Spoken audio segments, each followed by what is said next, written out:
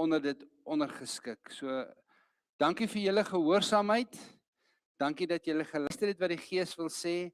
Hulle is almal, ek wil sê, so lank deel van grace, dat julle deel is van letterlik van alles hierso. En ook aan julle, Arne en Sunay, dit wat julle doen, ons is saam met julle dankbaar dat die Here vir julle geopenbaar het die pad wat hy ook vir julle het. Ek wil vir hom vra as dit reg is om vir hulle 'n gebed te doen en dan miskien vir die ouderlinge wat wil vorentoe kom hulle hande op te lê om hulle te salf.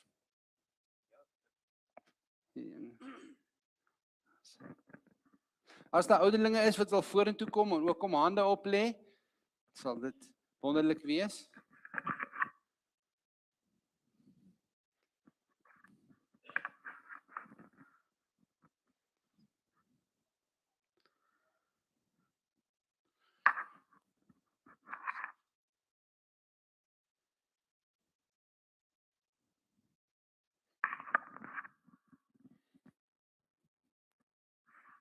Wat 'n voorreg is dit nie om vanoggend saam met hierdie gesin hier te staan nie. Ons soos hy ook gesê, dit is jy word geroep deur God om 'n ouderling te wees. Dit is nie iets wat ek hierdie jaar as ek lus om ouderling te wees, dan as ek lus om 'n jaar verlof te vat en dan as ek weer vir 'n jaar lus om ouderling te wees nie. As jy geroep word om 'n ouderling te wees, is jy 'n ouderling en dit is 'n roeping tot die dag van jou dood toe. So kom ons bid vir hierdie mense en vra die Here hulle sal seën. Vader, dankie vir die voorreg wat ek het om vanoggend hier te staan en vir hierdie mense te bid, Here. Ons wil hulle aan U opdra en bid, Vader, dat hulle hierdie tyd hier by Grace as ouderlingsgesin sal geniet, Here. Ons bid dat U hulle sal aanraak, Vader. Ek bid dat die sensitiewe Heilige Gees hulle sal kom aanraak, Here, dat hulle ook sensitief vir die Heilige Gees se inspraak sal wees. Here, ons eer U vir die voorreg wat ons het om hulle hier te hê. Here, en ons soos die jare al aangegaan het ons hulle dopgehou en mens kan in hulle lewe sien dat hulle werklik leef vir U, Vader, dat hulle getuig dat Jesus Christus waarlik lewe in hulle lewe. En ons eer U daarvoor. Ek bid ook, Vader, dat U hom kragtig sal gebruik, hulle almal kragtig sal gebruik in hierdie gemeente en dat hulle werklik 'n voorbeeld sal wees vir die mense daar buite. Ons dank U daarvoor in die kosbare naam van Jesus. Amen.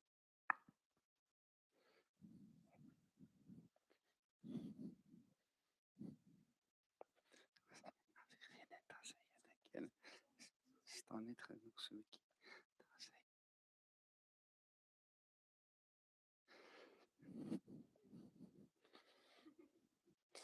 As hy voor ons vir hulle gaan sing, wil ek net vir julle sê as gesin en natuurlik die hele boodskap gaan vandag rondom dit.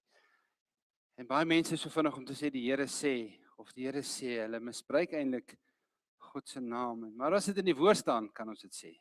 Want dan het die Here dit gesê. Die versie wat ek graag wil hê dat julle op julle harttafel moet skryf vir nou af en tot en met in ewigheid is Filippense 2 vers 15 wat die Here sê. En dit is nou vir julle, kyk nou vir julle, maar dit is vir ons almal. Sodat julle onberispelik en opreg kan wees, kinders van God sonder gebrek, te midde van 'n krom en verdraaide geslag, onder wie julle skyn soos ligte in die wêreld. Mag julle lig skyn vir Christus, en baie beslis nie ons eie lig nie, want dan gaan hy vinnig uitgeblus word. Dis lig vir Christus. En mag die Here julle bewaar teen misleiding. Mag hy sy Gees gee om julle die krag te gee om te doen waarvoor hy julle geroep het. Kom ons staan, liewe broer en suster in Christus, en dan steek ons hande uit, dan sing ons vir hulle, laat Here die seën op hulle daal. Laat Here die seën op hulle daal. U gaan sy seën op bestraal. U wat beveel dit geskied. Laat Here seën oor ons gebied. Baie dankie, julle kan gaan sit, jy kan die sitplekke inneem. Baie dankie om Flip. As jy nou vandag die Bybel saamgebring het, is jy welkom om dit oop te maak in 1 Timoteus 3. En ons gaan saam lees in die eerste 16 verse. En miskien moet ek hier net so 'n bietjie 'n agtergrond gee. Paulus, en ons almal ken al die verhaal van Paulus. Hy het gemeentes gestig reg oor Asië en dan het hy briewe geskryf vir gemeentes. Natuurlik is dit aan daai gemeentes gerig, maar wat later gebeur het, die briewe het toe rondgegaan na die ander gedeeltes toe, na die ander gemeentes toe. So met ander woorde, dis vandag nog net so van toepassing soos wat dit op daai stadium was. En ons het laasweek gepraat dat die woord van God deur woord self deur God geïnspireer is. Daarom is dit waardig om te hoor vandag, wat wil die woord vir die Here vir ons sê vandag in 1 Timoteus 3. Nou, daar was 'n jong prediker.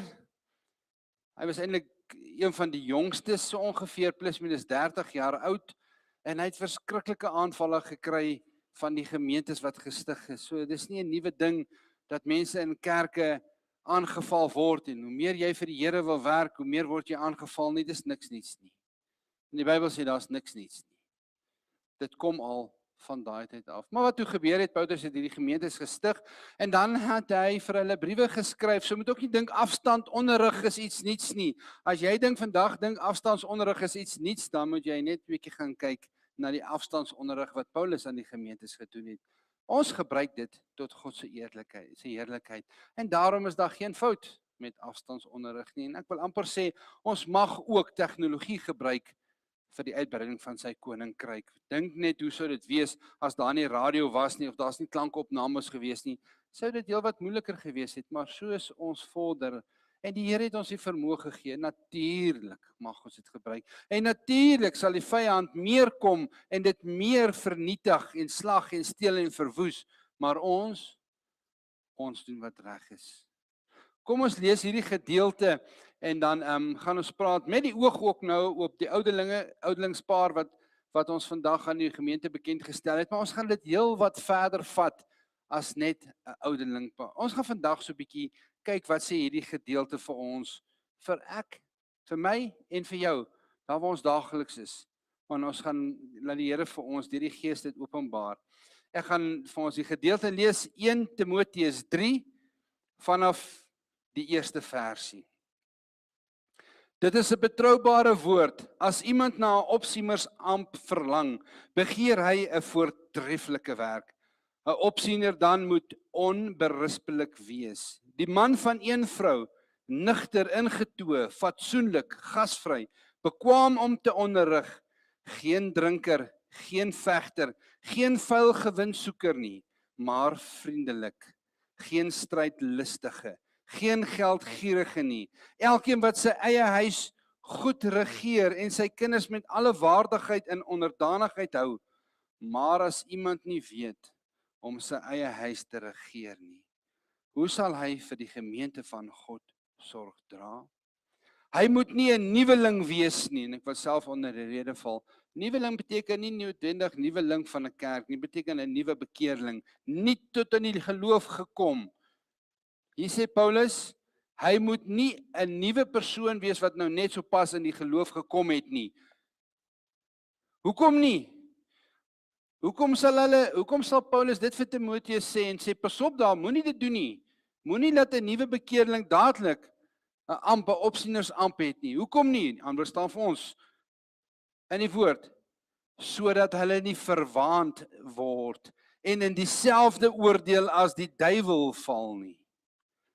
Maar hy moet ook 'n goeie getuienis hê van die buitestanders, sodat hy nie in 'n veragting en in die struik van die duiwel val nie. Weereens, in die struik van die duiwel te val nie. Vers 8. Net so moet die diakens waardig wees, nie uit 2 monde spreek nie, nie verslaaf aan wyn nie, geen vuil gewinsoeker nie, manne wat die verborgenheid van die geloof in 'n rein gewete hou. En hulle moet ook eers 'n proeftyd deurmaak, daarna as hulle onberispelik is, hulle kan dien. Net so met die vroue waardig wees.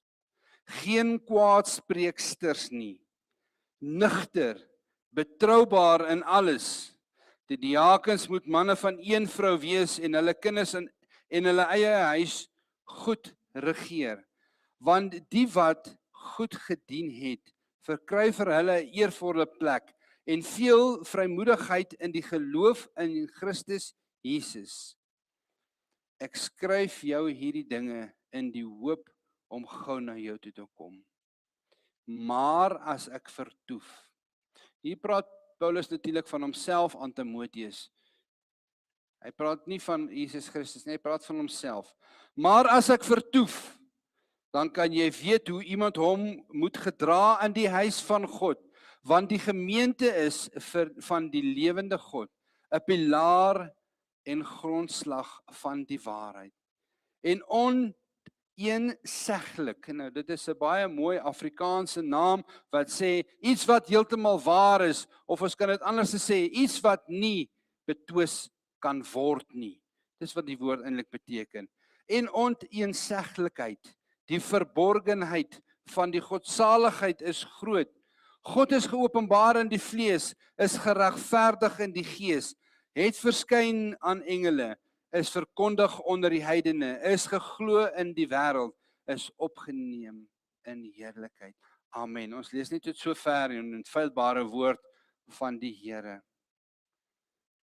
Broers en susters in Christus, geliefdes in Christus. Ons leef in 'n wêreld vandag, nog altyd, maar meer in die tyd waar ons vandag lewe, soos die mense meer afvallig sal word.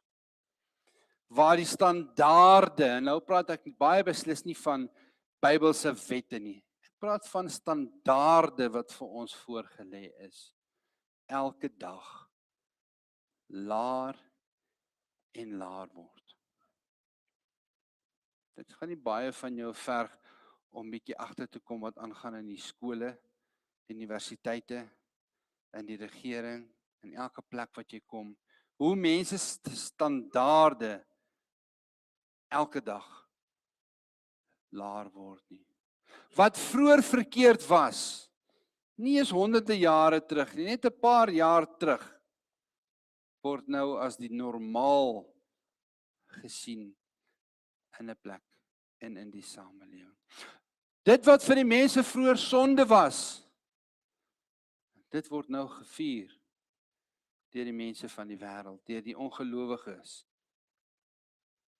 Wat vroeër skaamte gebring het, het nou word nou openlik vertoon vir die mense. En die wêreld waarin ons lewe vandag sê vir ons, leef soos jy wil man, volg jou hart, doen wat jou gelukkig maak. En soos ons ook op 'n vorige keer gesê het, if it's good for me, then it works for me. Dis die wêreld waarin ons lewe. Maar wat sê God se woord vir ons? Die onfeilbare, onverganklike, onveranderlike woord van God wat vas bly staan, sê vanoggend vir ons, wees heilig, want ek is heilig. Ons het gekyk na 1 Petrus 1 vers 15 en 16 ook vroeër, en ek wil dit weer vir ons lees. Maar soos hy wat julle geroep het, heilig is, moet julle ook in julle eie lewenswandel heilig word. Dit is 'n proses van heiligmaking. Niemand van ons is al heilig, volkome heilig nie. Dis 'n lewenswandel. Omdat daar geskrywe is, opdrag van God, wees heilig, want ek is heilig. Jy sien die probleem vandag, selfs binne die kerke vandag, is dat baie mense gered wil wees. Ja, natuurlik, ons wil graag gered wees, maar ons wil nie verander word nie. Ons wil nie toelaat dat die Heilige Gees ons lewe verander, sodat ons meer en meer soos Jesus kan wees nie. Mense vandag, en ek is seker, die laaste statistieke sê 70% van Suid-Afrika is Christene. So die meeste mense wil hemel toe gaan. Hulle wil graag hemel toe gaan. En hulle wil graag hê Jesus moet hulle red. Maar verder wil hulle bly leef soos die wêreld. Ons het 'n versie wat ons in die Bybel lees, in 2 Korintiërs 5 vers 17 wat sê: Daarom as iemand in Christus is hy 'n nuwe skepsel. Al die ou dinge, nie sekere ou dinge nie, nie sommige ou dinge nie, al die ou dinge het verbygegaan. Kyk, dit het nuut geword. Die Here het ons nie geroep om soos die wêreld te lyk nie. Hy het ons geroep om ons lig te laat skyn in hierdie donker wêreld waar ons vandag bly. En daarom praat Paulus hierso in hierdie gedeelte van 1 Timoteus 3 wat ons gelees het, oor geestelike standaarde. Ja, natuurlik, dit is geskryf daar vir die geestelike leiders, vir wie 'n opsienersamp verlang. Maar hierdie standaarde wys ook vir ons, vir elke kind van God, waarna ons behoort te streef. Want elke gelowige is geroep om heilig te lewe. So sê die woord van God. En daarom kan ons sê, so sê die Here. Ons is geroep, elke gelowige, elke ware, gebore, wedergebore, bloedgewaste kind van God is geroep om rein te wandel in jou pad waar jy loop. Ons is geroep om anderster te dink as die wêreld. Om anderster op te tree as die wêreld. Die wêreld moet iets van Jesus in ons sien. Daarom sê Paulus vir Timoteus, ons moet onberispelik wees. Nou sê ek net, baie dankie Vader, dat U nie gesê het, ons moet volmaak wees. Want dan sal niemand van ons kwalifiseer nie. Daar staan nie, ons moet volmaak wees nie. Want daar is niemand volmaak in mense nie. In die oorspronklike geskrifte so dit geskryf is, beteken die Griekse woord vir onberispelik wat so bietjie meer na volmaak klink in Afrikaans. Maar in die oorspronklike geskrifte, as jy dit in Afrikaans sal skryf, is die woord beteken dit letterlik iemand teen wie daar nie vatplek gekry sal word nie. Dis wat dit beteken. Met ander woorde, wanneer mense na jou en my lewe kyk, sien hulle iemand wat ernstig is oor die dinge van God. Dit beteken nie jy gaan nooit foute maak nie. Want Paulus homself het gesê ons struikel dikwels. Dit beteken nie ons gaan nooit die verkeerde ding sê en doen nie. Maar wat dit wel beteken is dat jy nie meer doelbewus voort wil leef in jou doelbewuste sondes wat daar is, veral nadat die Heilige Gees jou oortuig het van die sonde nie. Met ander woorde, in eenvoudige Afrikaans, jy probeer nie meer 2 dubbele lewens leef nie. Jy dien God opreg. In die wêreld daar buite, in ons eie ou landjie hier in die suidpunt van Afrika, is daar so baie mense wat Sondag agter pragtig en mooi en heilig lyk. En Maandag leef hulle terug soos die wêreld. En dis juist dit wat Paulus vir ons wil leer in hierdie gedeelte. God soek nie net kerkbywoners nie. Dis nie wat God soek nie. God soek ware disippels van Jesus Christus. Die wêreld daar buite kyk nie eers na ons Bybels nie. Die wêreld daar buite kyk eers na jou lewe, want jy is nou 'n rentmeester. jy is nou 'n verteenwoordiger van God se koninkryk. In die ander woorde, jy is nou God se liggaam. God het nie 'n liggaam op aarde nie, ek en u is sy liggaam hier op aarde. Die wêreld kyk hoe jy leef, wat jy sê en wat jy doen. Meneer en mevrou, ma en pa, weet jy wat, jou kinders kyk na jou lewe. Daarom sê ons, hierdie gedeelte is nie net geskryf vir 'n opsienersamp nie. Dis geskryf vir almal van ons wat in Christus is. Jou kinders kyk hoe jy lewe. Jou werk, die mense by jou werk, kyk hoe tree jy op as die druk bietjie kom. Dan kyk, as die druk mos so 'n bietjie kom, dan kom die ware self uit. Dit is nou maar net so. Die gedeelte sê, Jesus moet in ons raak gesien word. Jy sien, elkeen van ons moet eers 'n preek word, voordat ons 'n preek vir iemand kan gee. Anderster is dit hol woorde. En eintlik maak jy dan die evangelie baie meer seerder, as wat jy dit goed doen.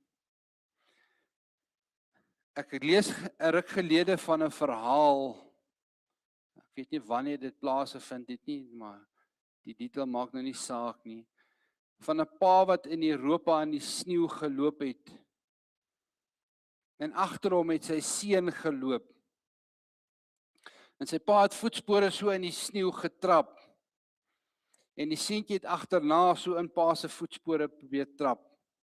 Ek dink almal kan jy vir jouself wag as jy op 'n plaas gebly het en iemand het in modder getrap. Hierdie seentjie het so in sy pa se voetspore probeer trap in die sneeu. En na 'n rukkie, toe draai die pa om en hy kyk vir sy seun wat net so 'n meter of 2 agter hom is, en sy seun sê vir hom, "Pappa, ek loop presies waar pappa geloop het." En ons almal se kinders was klein gewees, ons almal se kinders het jou oorpak of jou veiligheidsskoene aangetrek en sê, "Ek wil soos pappa wees. Ek wil soos mamma wees." Kinders mos op 'n jong ouderdom, totdat hulle agterkom, pappa is nou nie so oulik meer nie, maar as hulle jonk is, wil hulle graag soos pappa en mamma wees. Broer en suster in Christus, daar is iemand, daar's mense wat jou voetspore volg. Jy is dalk nie eers bewus daarvan nie. Daar by die werk is daar mense wat jou fyn dop hou. Jy het geen benul dat hulle jou dop hou uit 'n geestelike oog uit nie. Hulle kyk. Hoe hanteer jy dit? Jou kinders hou jou beslis dop. En veral in die vormingsjare, dit wat jy doen, mamma en pappa, is die belangrikste vir daai kind. En dit raak baie moeilik later om die standaarde te verander. Jou familie, jou broers, jou susters, jou pa, jou ma, of ook jou skoonfamilie, hulle kyk jou en hulle hou jou fyn dop. En die vraag wat ons vir mekaar vandag wil vra is, lei jou voetspore mense na Jesus toe, of lei jou voetspore mense weg van Jesus af? En net jy kan daai antwoord hê op daai vraag van jou, en dit wat jy daar doen daar buite. Waarna toe lei jou voetspore mense? Nie deur jou woorde nie, deur jou leefwyse. En God roep ons dan ook in hierdie gedeelte tot reinheid. Hy roep ons, hy wil hê ons moet rein word. Paulus praat van nigterheid. Hy praat van selfbeheersing in hierdie gedeelte wat ons gelees het. Hy praat van al hierdie dinge wat fatsoenlik is, wat mooi en reg is. En ons mense in ons wêreld, ons leef in 'n wêreld vol onsedelikheid, pornografie, vuil grappies, lossedes in hierdie wêreld, in 'n wêreld wat met 'n kompromie aangaan met die vyand, die sielevyand. Ons gaan 'n kompromie aan. As ons Christene sê is, ag, baie Christene doen dit. Dis nie so erg nie, man. Almal doen dit in elk geval. Wat se kompromie gaan ons aan? Nou wil ons God se standaarde afbring sodat dit by ons kan pas. En dis juis daarteen wat Paulus vir Timoteus en dan die gemeentes en ook vir ons waarsku vanoggend. Ons kan nie God afbring na ons standaard toe en sê, almal doen dit nou maar nie. God se standaarde verander nooit nie, want dan sou hy nie meer God wees nie. Romeine 12:2 sê dit so mooi. Word nie aan hierdie wêreld gelykvormig nie. Dit is eintlik presies wat Paulus ook in daai gedeelte sê. Moenie maak soos die wêreld maak nie. As kinders van God, as gelowiges in Christus, behoort ons anders te wees in hierdie wêreld waarin ons lewe. Waarna kyk jy, meneer, mevrou? Waarna luister jy, meneer, mevrou? Hoe praat jy met ander mense? En ek wil dit verder vat, op grond van wat Paulus hier geskryf het vir Timoteus, hoe trek jy aan? Lei dit mense jou voetspore na Christus toe, of lei dit mense weg van Christus af? Hoe ons ander mense behandel, kan vir mense wys, ek behoort aan Jesus Christus, sonder dat jy dit hoef uit te basyn. En hier is die groot geheim, wat ek dink die meeste van ons baie keer vergeet. Heiligheid begin nie in die openbaar nie. Heiligheid begin in die geheim. Ek wil dit graag weer sê. Heiligheid begin nie in die openbaar, daar waar almal jou kan sien nie. Dit begin in die geheim, waar niemand jou kan sien nie. Want jy is wat jy doen, waar niemand sien wat jy doen nie. Dis die ware jy.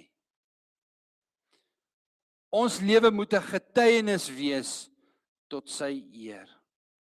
Ons het gelees in vers 7, maar hy moet ook 'n goeie getuienis hê van wat buite is. Wat beteken dit?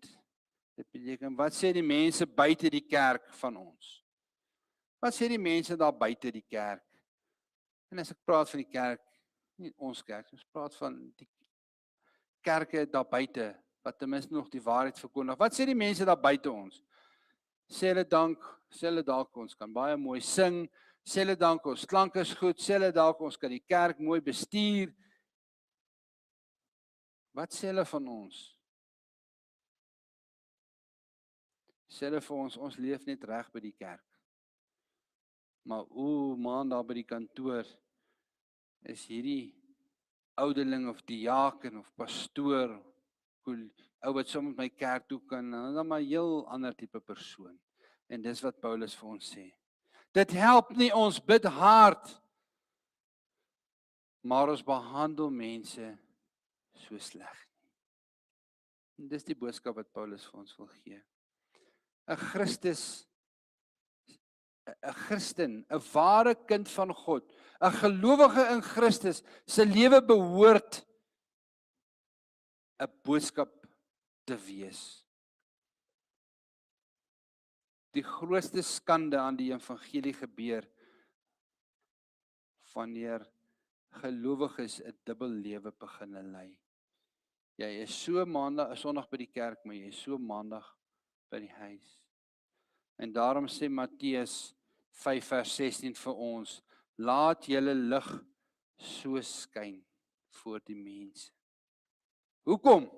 Hoekom moet ons lig laat skyn? Wat is die rede? En die antwoord is in die vers, Matteus 5 vers 16, dat hulle julle goeie werke kan sien. Hoekom moet hulle julle goeie werke kan sien? En julle Vader in die hemel is te verheerlik. Dit is die doel wat ons moet doen. Ons moet Vader verheerlik. Maar hier is ook 'n baie ernstige waarskuwing vir jou en vir my in hierdie gedeelte. Ek weet nie of jy dit opgetel het nie. Maar dis 'n baie ernstige waarskuwing. Wat is hierdie waarskuwing? Ons moet waak teen geestelike hoogmoed.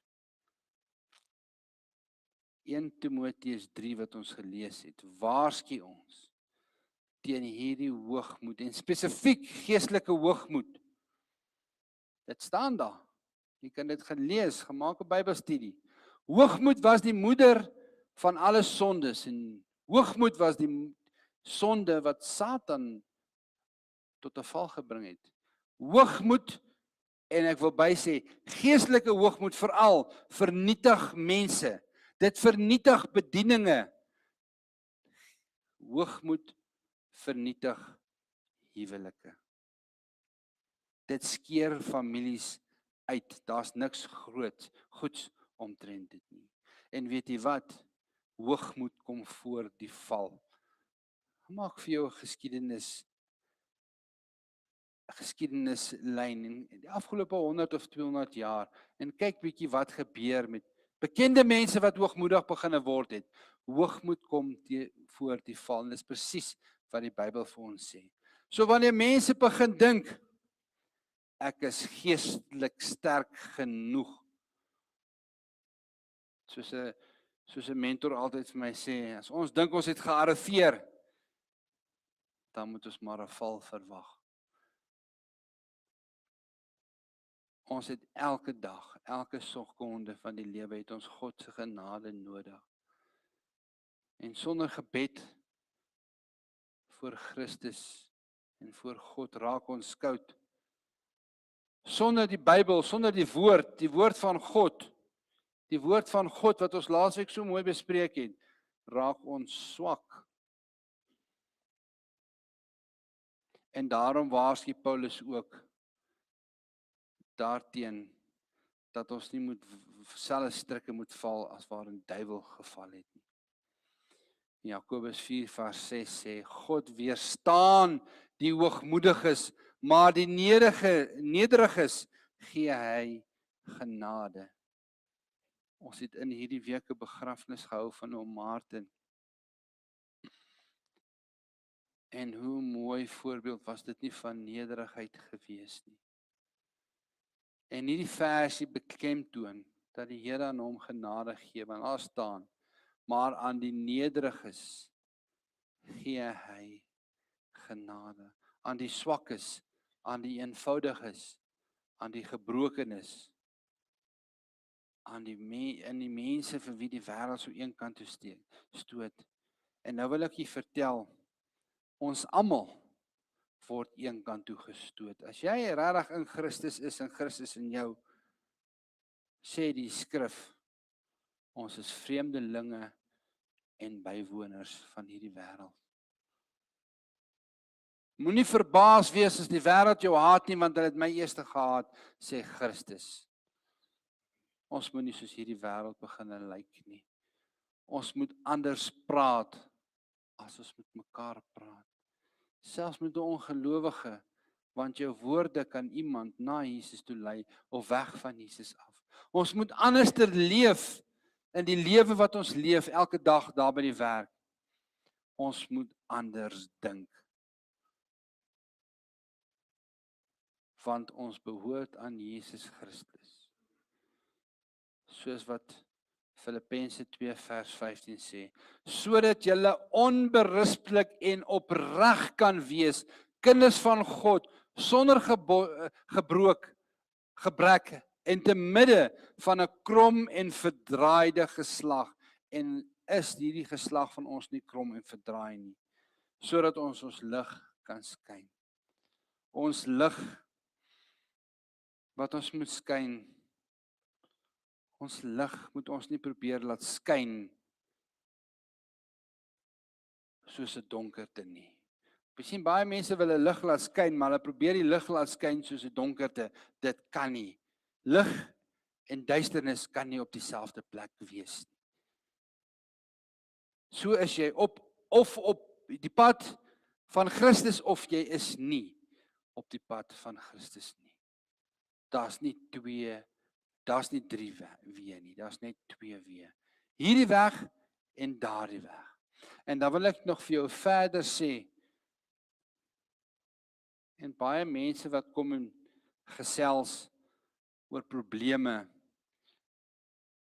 moet verstaan, God het jou in jou familie geplaas. God het jou geplaas by die mense by wie jy is. Jy het tog nie gevra vir die kinders wat jy is nie. Jy het gevra vir 'n kind, maar vir die spesifieke kind. Die spesifieke kind het nie gevra vir die spesifieke ouers nie. God het jou daar geplaas en daarom moet ons ook 'n voorbeeld wees in ons gesin. God het jou ook by jou werk geplaas, wat jy ook al mag doen. God het jou daar geplaas, dalk tydelik, dalk permanent, dalk vir 'n dag, dalk vir 'n week, dalk vir 'n konstruksiewerk wat jy 'n week of 'n maand op 'n plek werk en dan aanbeweeg. God het jou self daar geplaas. God het jou in jou skool geplaas vir 'n rede. Hy het jou in die gemeenskap geplaas. Hy het jou vandag tussen die samekoms van gelowiges geplaas. Sodat mense Jesus deur jou gesien kan word. En nou wil ek vir julle sê, ware geloof in Christus het 'n prys. Dit kos iets.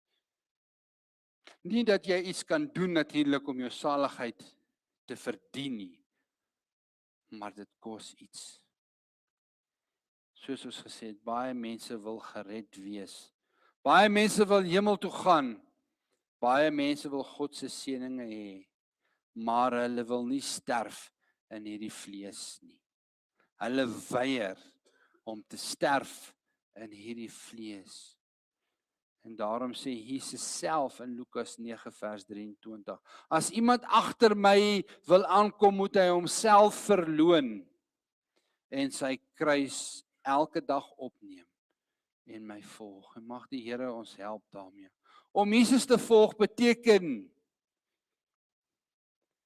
en ek wil graag elkeen van die oë in die oë kyk vanoggend, en ek wil dit duidelik in mooi Afrikaans eenvoudig sê, om Jesus Christus te volg beteken dat jy soms nee moet sê vir die sondes van hierdie wêreld.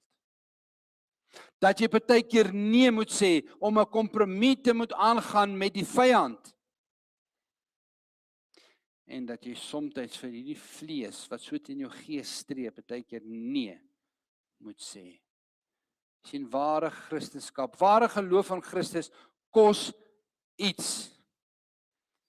Maar die vreugde van 'n rein lewe, van 'n ware goddelike rein lewe, daai vreugde wat dit bring op die einde, dalk nie nou nie, is soveel groter as die plesier van hierdie sonde, hierdie korte plesier van hierdie sonde. En dit laat my so dink aan hierdie versie wat sê, dit het nog nie eens by ons gedagtes opgekom wat Vader vir ons beplan het nie. Waarom nou 'n kompromie moet aangaan? Kom ons vat sy woord en ons hou vas daarmee. En dit kos om partykeer te sê, nee, ek gaan nie met die vyand 'n kompromie aan nie. Want die Here sê ek moet heilig wees omdat hy heilig is. 'n Diamant word tog diep onder die grond gevorm in die meeste gevalle, daarvan onder geweldige druk, as ek dit reg verstaan. En as jy na daardie diamant kyk, nog voordat hy geslyp is, nadat hy uitgehaal is, lyk hy natuurlik nie baie mooi en blink en afgewerk. Dit lyk heel waarskynlik meer soos maar net 'n gewone ou grouwe klip. Maar wanneer hy geslyp is en hy's gevorm, dan begin daai diamant skitter. Dan begin hy mooi lyk. Net so slyp God elkeen van ons. Hy kap af, hy sny weg dit wat nie van hom af is nie. En in sekere gevalle laat God beproewings toe. God self beproef niemand nie en ek kan vir dit uit die woord uitwys. Somstyds laat hy dit toe. Soos wat hy toegelaat het dat Jesus 40 dae versoek moes word in die woestyn. Somstyds laat die Here moeilike tye toe in jou lewe. En het ons nie moeilike tye in ons lewe nie, nee. Somstyds laat die Here dissipline toe in ons lewe. Waarom? Sodat Christus in ons gesien kan word. En God roep elkeen van ons vandag terug na die geestelike standaarde. Ja, natuurlik vir die opsieners en die ouderlinge en die diakens wat ons gelees het. Maar is jy nie 'n ouderling in jou gesin nie? Is jy nie 'n diaken nie? Het jy nie 'n opsienersamp in jou gesin? Al is dit net jy en jou vrou. So dieselfde standaarde geld vir elkeen van ons. Nie die wêreldse standaarde nie. Nie die menslike standaarde nie, maar die goddelike standaarde wat hy vir ons geopenbaar het deur sy woord. Hoe kan ons nou wil hê die Here moet vir ons iets anderster openbaar as ons nie eers voldoen aan dit wat reeds geopenbaar is in sy woord nie? Die mense is so vinnig om te sê, wat gaan die Here, wat wil sê die Here? En hulle is so lief om te hoor, maar daar's so baie goed wat reeds geopenbaar is. Kom ons begin by die goed en die Here sal vir jou verdere goed openbaar. Jy sien die wêreld waarin ons lewe word nou al hoe donkerder. En dit raak al hoe moeiliker vir ons. En moenie vir een oomblik dink dit gaan makliker word nie. Inteendeel. Ons kan net aan ons geloof van Jesus Christus vashou. Ons kan net ons lig helderder laat skyn in hierdie wêreld wat al hoe donkerder word. Mag mense Jesus in ons sien. Mag Jesus gehoor word in die woorde wat ons spreek. Mag Jesus gesien word wanneer ons leef daar buite. Wanneer ons liefhet. Mag ons lewe sê, ek behoort aan Jesus Christus. 2 Korintiërs 7 vers 1 sê, laat ons van alle besoedeling van die vlees en die gees reinig. Kom ons sluit die oë. Vader, dankie vir die boodskap, Here, wat U vandag vir ons gebring het. Dankie, Here, dat U vir ons vandag uit die woord uit gewys het wat die standaarde is wat ons moet volg. Ek vra, Here, dat U met elkeen van ons vandag sal wees. Vader, dat ons sal nastreef om soos Jesus te wees.